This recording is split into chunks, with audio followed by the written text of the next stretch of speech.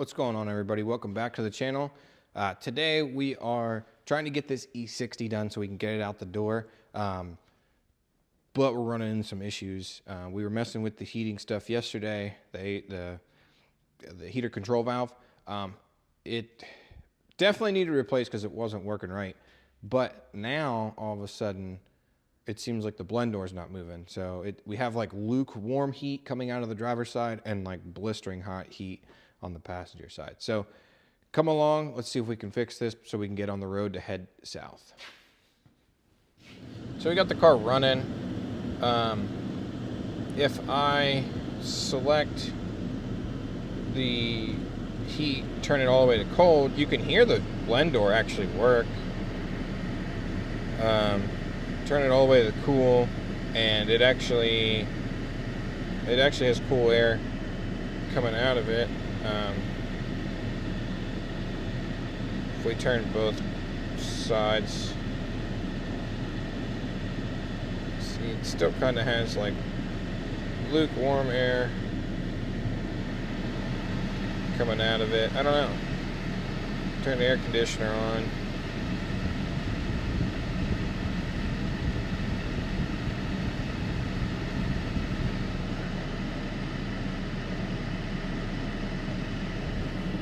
Oh, what's going on?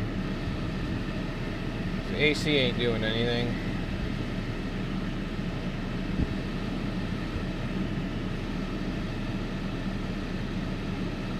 See, it just has like, it's starting to get cold, but it's not getting cold on the other side. I'm not really sure what's going on here. So let's turn the fan down. Turn this back to heat.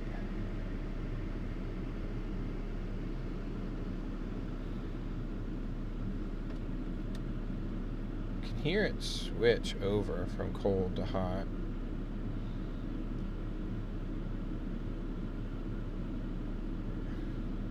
Which is interesting.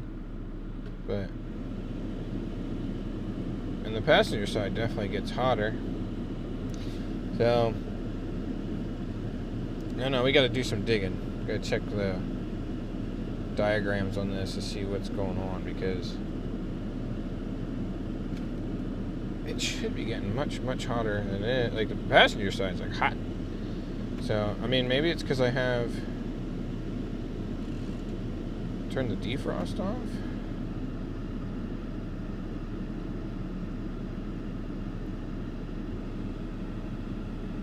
It just seems like it's like the knob's not telling it that it needs to be hot. I don't know. Let's grab the scan tool and see if we can look at it with the scan. So what I'm finding is if I turn the passenger side all the way to hot, it starts to climb instantly, and the driver's side actually drops in temperature.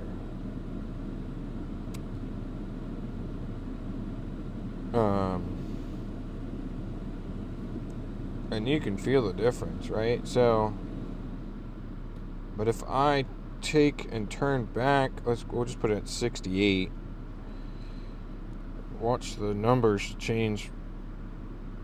Well, it'll rise on the driver's side, but it kind of stopped it earlier. It was like stopping at like the 120 mark. Oh. 22.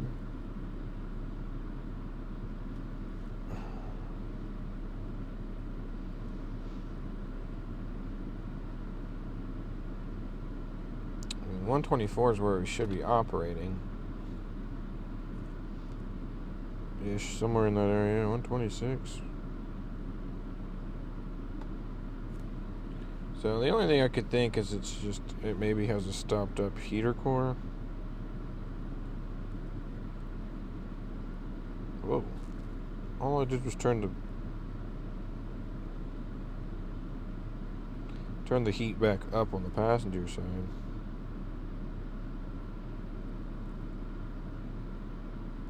It's freaking out right now. Did we just fix it?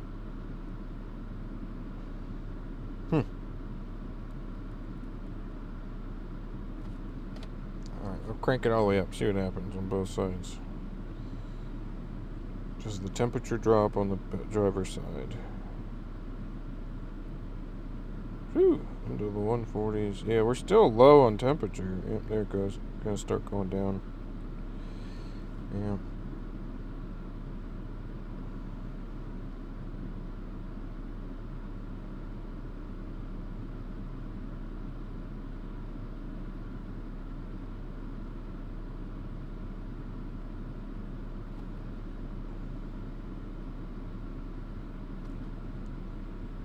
So, I'm guessing it's a bad heater control valve. It's brand new.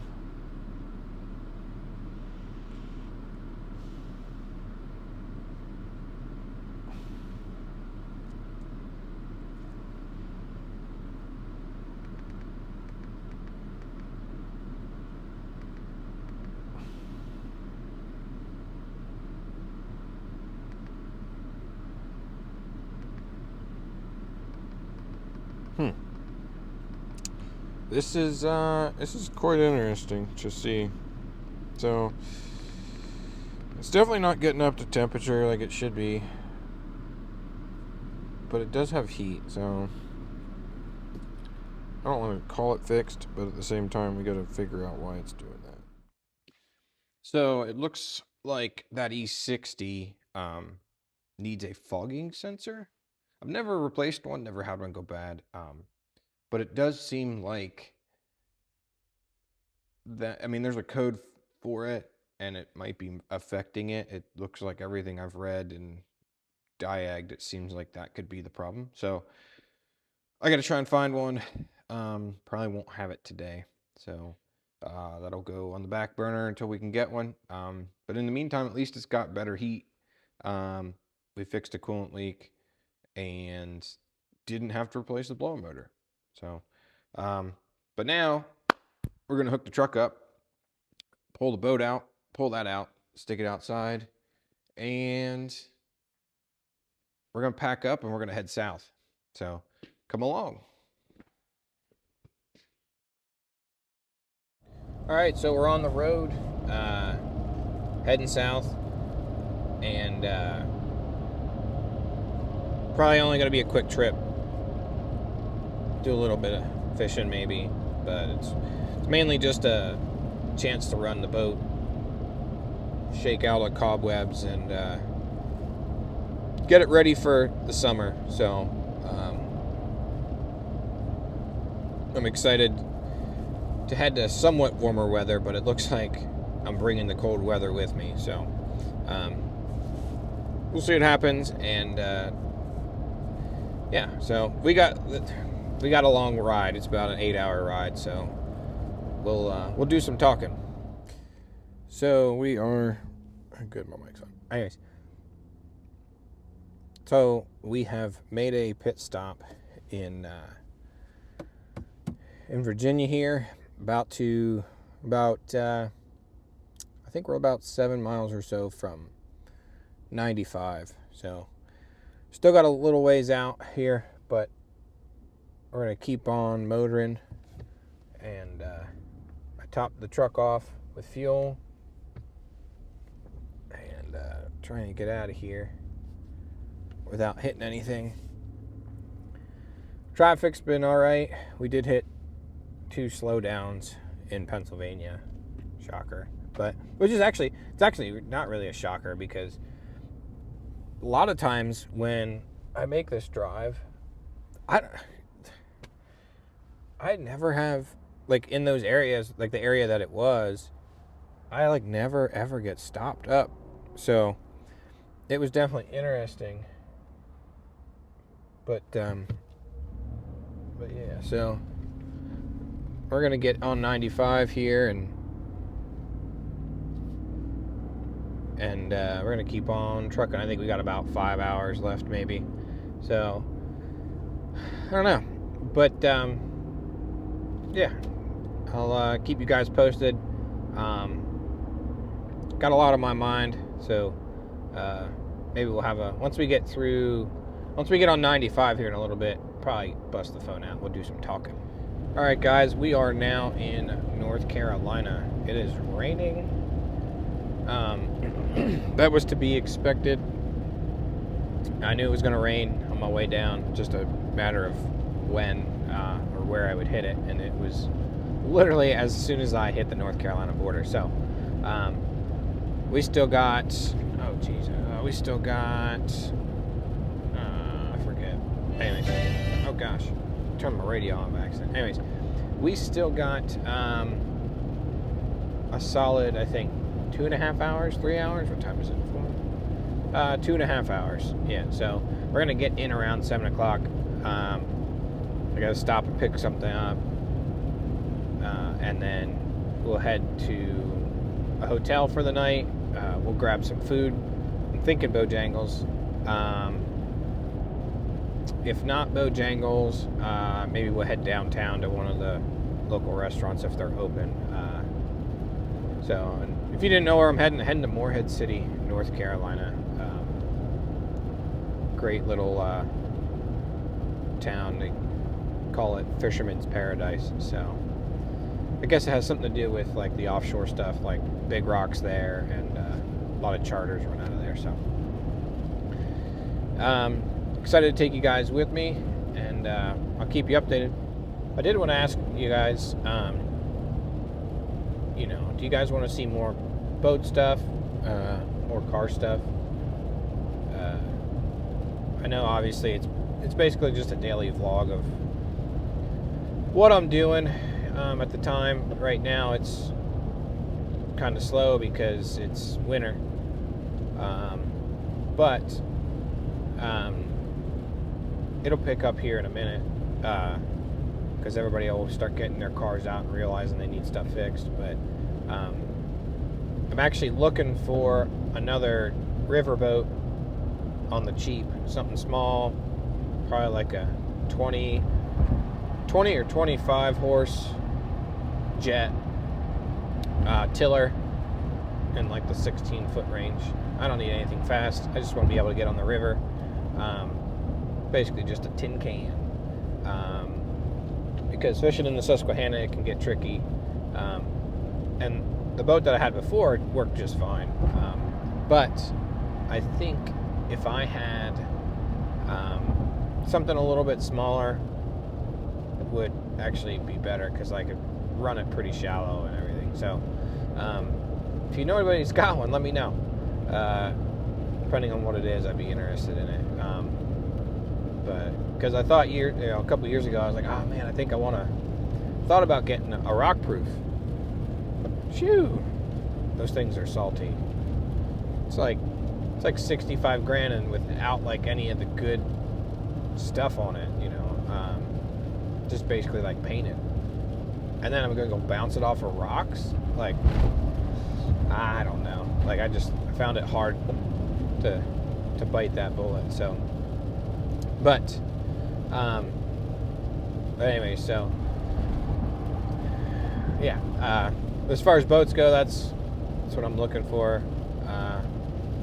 But as far as cars go, I ain't looking for any cars right now. I wish I could just sell the cars that I have, but it seems a little tricky. So I have that white 325 XI that I just can't seem to. I had one person come look at it, another person didn't show up. I had another person ask if they can come look at it Monday, and I'm like, it's Wednesday. So if it makes it to Monday, yeah, you can come look at it. But I don't know. Facebook Marketplace it's just been so bad lately. People messaging me, asking me questions that don't even like man, it is a used car. It is a used car. It is not brand new.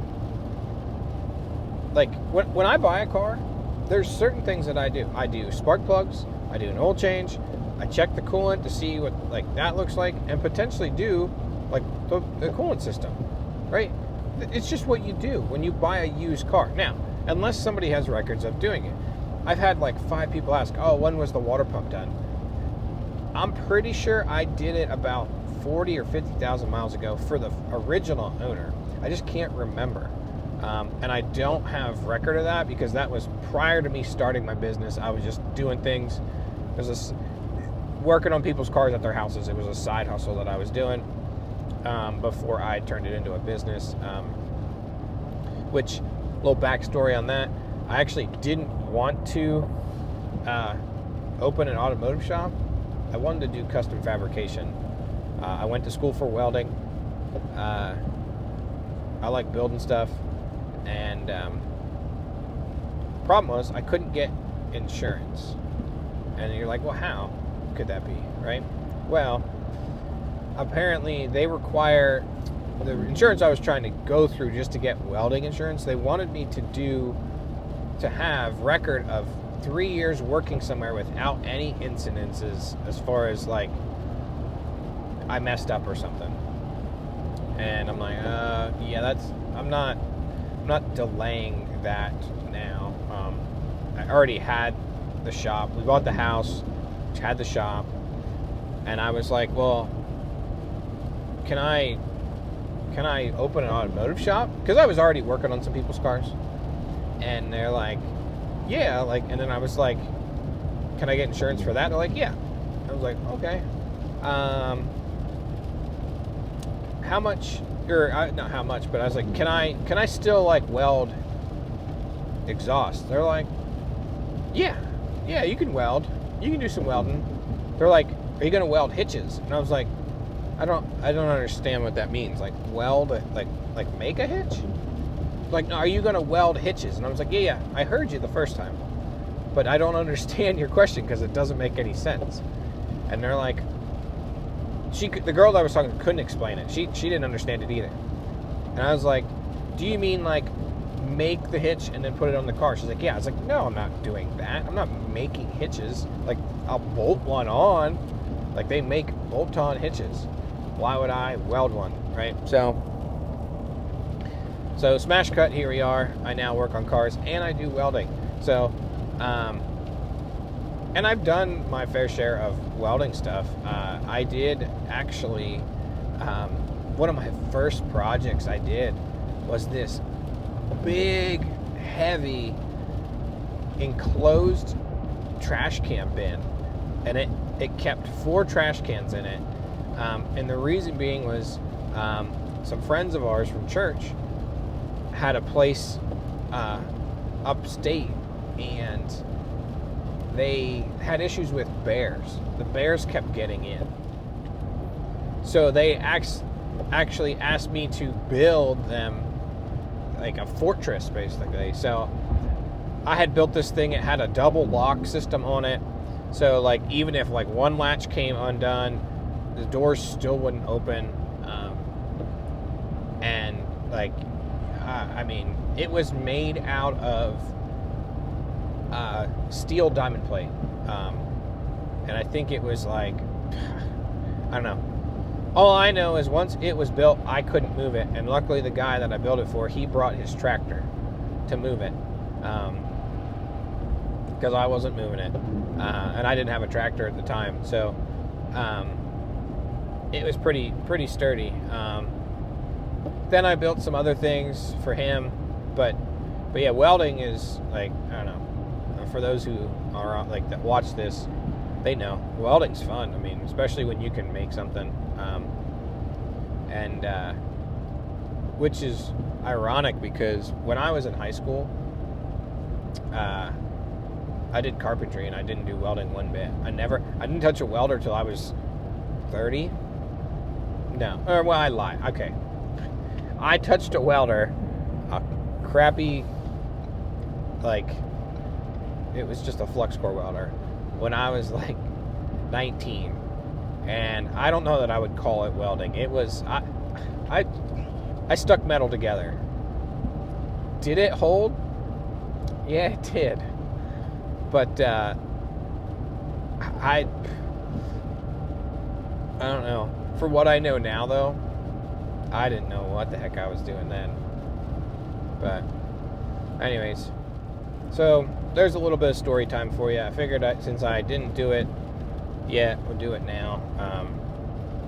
I got a lot of stories on stuff that I've done in my past, but that's like some of the most recent stuff. So I'll anyways, I'm gonna pay attention to the road now. All right, guys, we've made it. As you can see in the background, I'm heading to Bojangles for dinner. And appreciate you guys coming along today. Please like, subscribe, and share. And tomorrow we're going to be on the water. Might be doing some fishing. Definitely running the boat. But hopefully this rain stops that's going on. So anyways, I'll see you guys tomorrow.